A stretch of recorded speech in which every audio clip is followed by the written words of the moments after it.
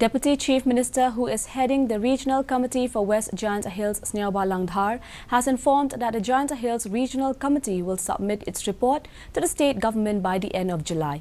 He said the Regional Committee is on the job to find data about number of villages, population, about Aadhaar and other details. The detailed report will be submitted by the end of this month.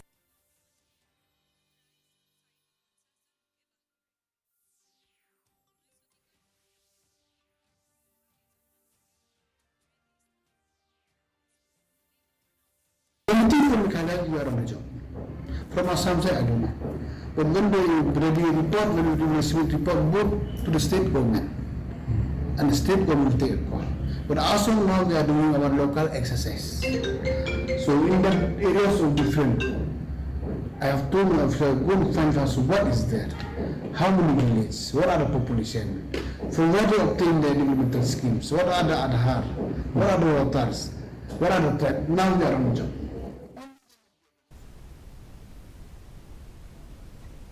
The JHADC